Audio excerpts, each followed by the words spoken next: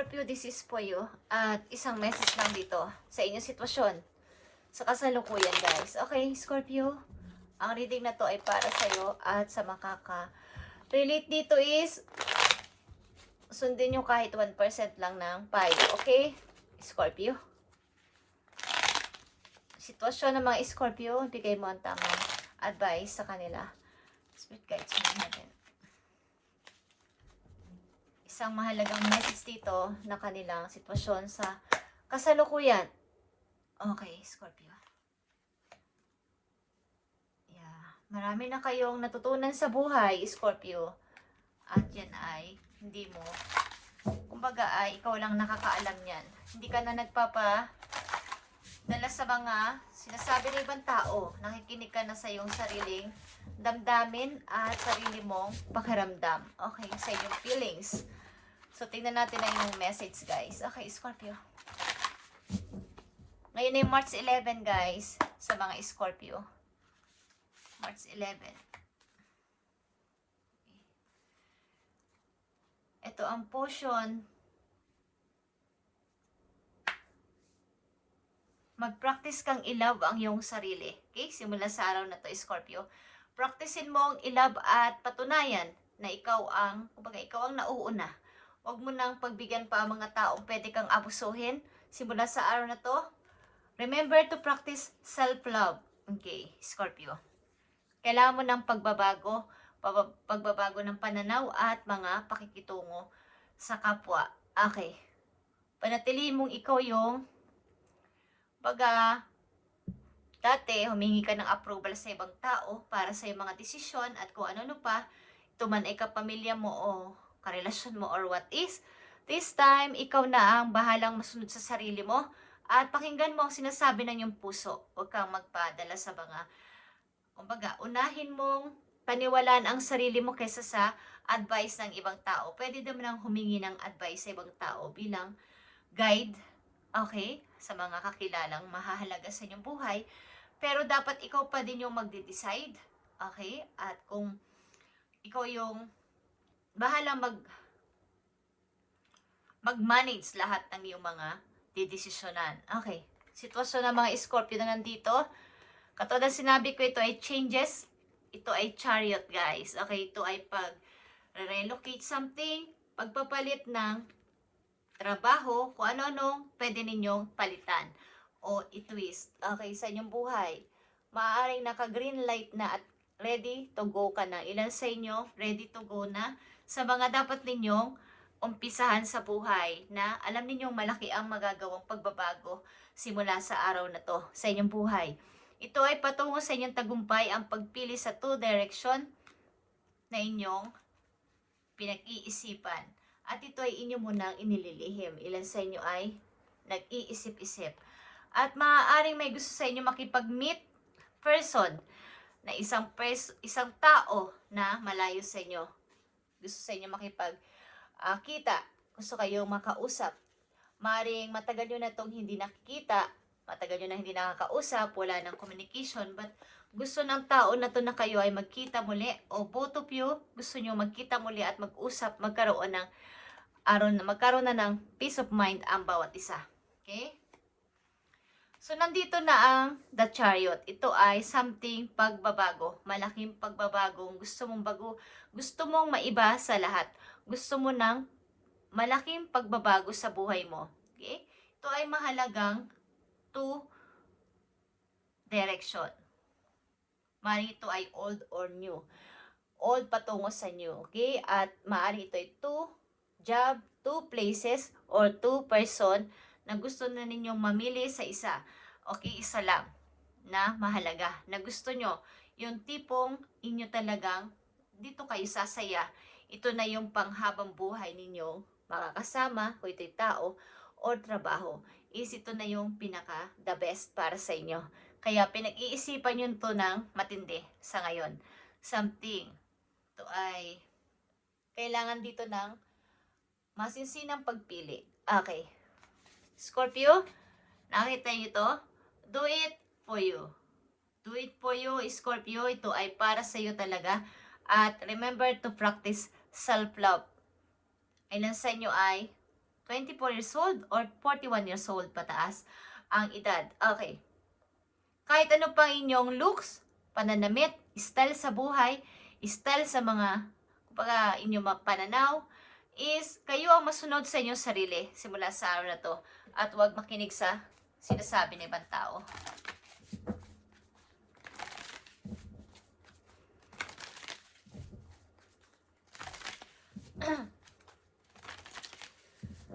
Magkaroon ka ng pagpapahalaga sa iyong sarili at ipagmalaki mo yung mga na nagawa sa buhay, kahit na may mga ilang hindi naniniwala sa inyo, sa iyo is mas maniwala ka sa iyong sarili.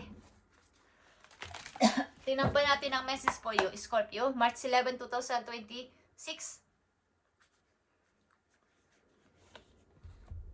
Okay. Discovering truth. You stand in the light of the truth. You stand of the light of truth. Ibig sabihin, umibang ka ng landas sa ibang tao. Kahit ito'y mahal nyo sa buhay or what is, umibang ka sa kanila. Iba yung paniniwala nila, iba yung paniniwala mo, iba yung gusto mo, iba yung gusto nila, hindi yung sa gusto nila, ikaw ay susunod.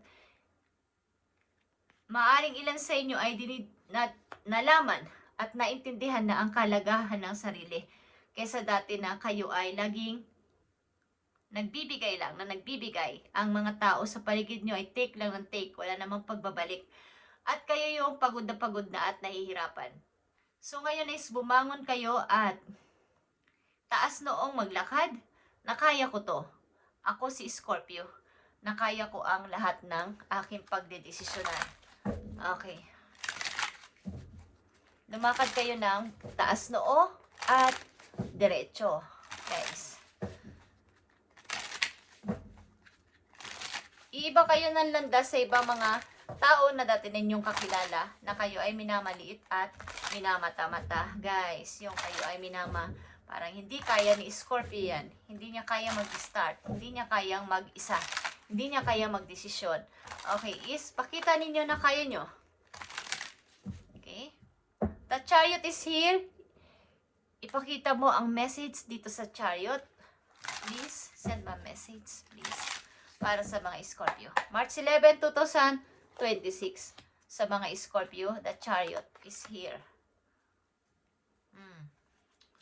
Huwag kayong magpagulo sa mga taong ito, sa mga toxic na taong ito sa paligid niyo na kayo ay ginugulo. Ito ay moon, the moon.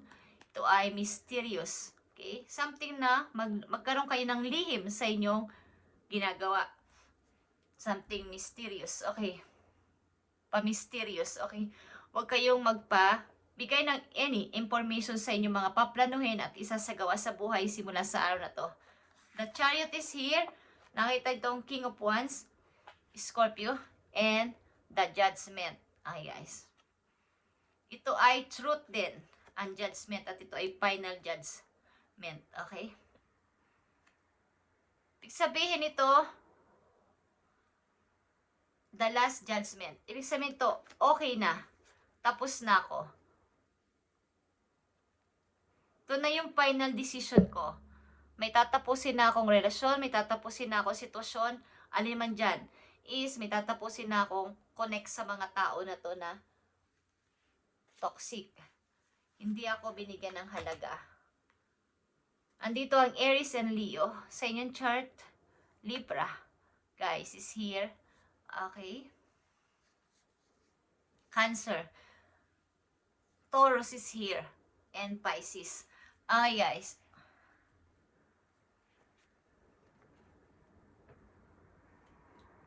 Maring hindi na kayo magpapanipula sa kanila. At may isang tao dito na nakatingin sa yung mga gagawin at gagawin pa sa buhay. Maring pinagmamasdan ka sa malayo.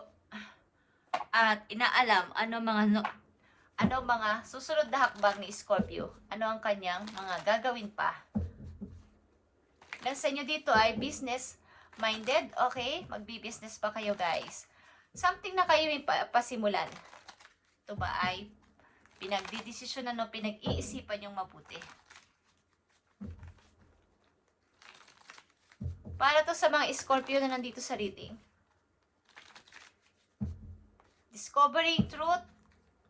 May dalawa ka dito ang word na truth, guys. Is pagtingin at pagkilala sa iyong pananaw, sa sarili mong pananaw, sa sarili mong kaisipan. Huwag sa sulsol ng iba, payo ng iba, sarili mo mismo. Okay? Scorpio, message for Scorpio.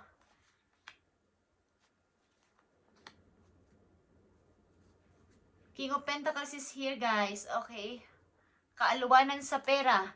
Isang negosyanteng person ito, energy ito. King of Wands and King of Pentacles is, kumbaga, pag-discover nyo sa kaalaman ninyo, pagkakaroon ng kaalaman at pagiging isang matapang na nilalang sa pagbangon sa buhay. Okay, mga bagong idea is parating at magkakaroon kayo ng parang yung kaisipan nyo ay magkakaroon ng pagka-practical na iisipin nyo yung inyong career. Kumbaga is, dati is, mas malamang ang percent ng pag-ibig na to, but nawala naman ng saysay. Okay. Sa ngayon is, okay. Ang ilan sa inyo ay may namimiss sa inyong isang tao na matagal nyo nang nakilala o kakilala. Kaya lang walang closure pa at wala ng koneksyon. Kaya nga sabi ko kanina, meron dito makikipag-meet sa inyo in person para sa pag-uusap. Kahit kaibigan lang o maging magkaibigan is meron. Maring ito ay ama o ina ninyong mga anak is meron. Okay, guys? At kayo ay nanatili ditong defensive.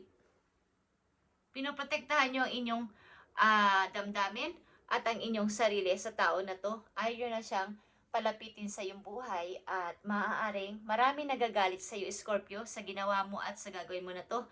Pero andito yung iyong pagiging isang kalmado lang at nanatiling matapang sa iyong posisyon. Nandun ka sa iyong posisyon na ikaw ay may sariling pananaw at desisyon na gagawin this time. At hindi ka na dito papatalo. Okay?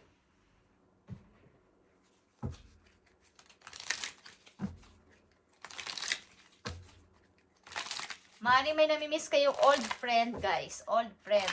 Matagal ng kaibigan.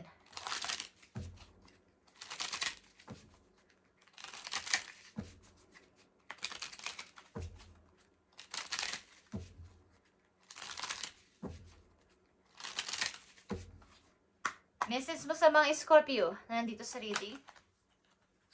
Yeah. Fated meeting is here. Important connection is magkakaroon ng pagkikita dito, Scorpio. May magkikita ditong dalawang tao na maaaring matagal nyo nang minamanifest ang person na to na makita someday. At meron ditong magkakaroon ng pagkikita.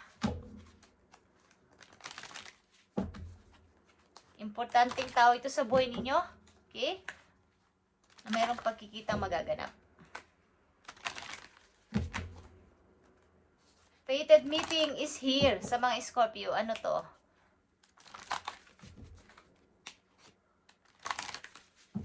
Ano tong fated meeting? Important connection sa mga Scorpio. Pakita mo ang fated meeting. Important connection.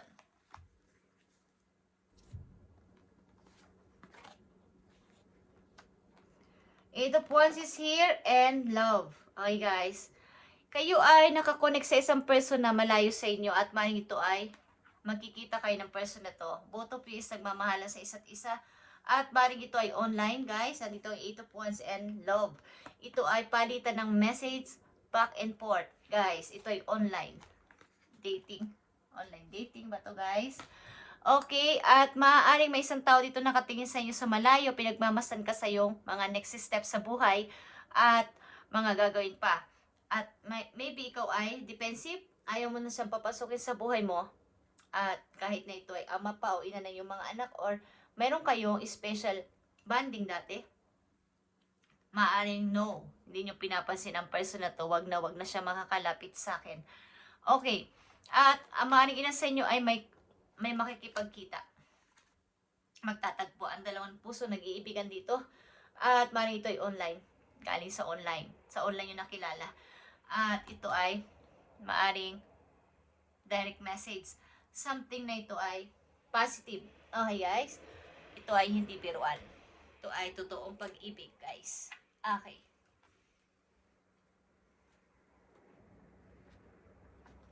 At last message po yung Scorpio para sa inyong kaalaman at para magkaroon kayo ng guide. Sundin ninyo kung gusto ninyo. Nasa sa inyo pa rin ang desisyon. But, para to sa inyo. Okay. Galing ito sa inyo mga spirit animals na message. Do it for now, Scorpio, kung gusto mo ng pagbabago at something na pagtaas ng iyong dignidad, pagtaas ng iyong money is kailangan nyong mamili na this time ng person na inyong mamahalin. Kung ito'y pag-ibig at ito'y trabaho, maaring magaganda ito. Pareho itong maganda. Okay? Pareho ito sa magiging okay kayo dito. Kaya lang ay ang inyong pagpili ay dito ay dapat ay kayo mismo ang magsabi ng oo or hindi. Okay? Sa decision na to, kayo ang magde-decide. Message sa iyo, Scorpio, ito ay self-love. Katulad ng unang message na sasabi ko sa inyo, practice self-love. At ito ay self-love. Okay? Peacock or peacock. You will find great power in focusing on the positive aspect of yourself, than which makes you independently unique and beautiful. There is deep well of untapped inner power and letting go of negative self-talk. Okay. Umiwas din kayo sa mga negative na pag-uusap ng mga kung sinong tao sa inyong paligid. Huwag kayo makisawsaw, makisali sa mga ganito at para hindi kayo pasukan ng mga negative na energy galing sa kanila. Okay? Hindi nyo ma-adapt o makuha ang mga negative energy na to mula sa mga taong mga negative lang ang kayang gawin sa buhay na pag-usapan. So, kaya dito discovering truth, gusto nyong maiba at gusto nyong sikapin na lisanin ang mga ganitong klaseng tao sa paligid at maging bago si Scorpio. Okay? Thank you, Scorpio. At kayo ay in love. Both of you is in love. Ito ay something magkikita kayo. Fated meeting ito. Ito ay something na pinagtagpo kayo ng tadhana talaga ng person na to para magkakilala. At ito ay online, guys. Okay? Thank you and God bless. Do it now. Do it for now, Scorpio. Do it for you. Okay? At gawin mo to ng mas mabilis.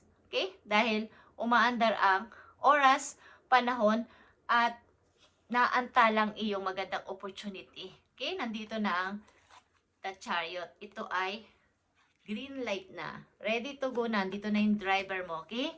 Thank you and God bless. Scorpio, just saying, magkakaroon kayata ng kotse, Scorpio, at may driver ka. Thank you and God bless.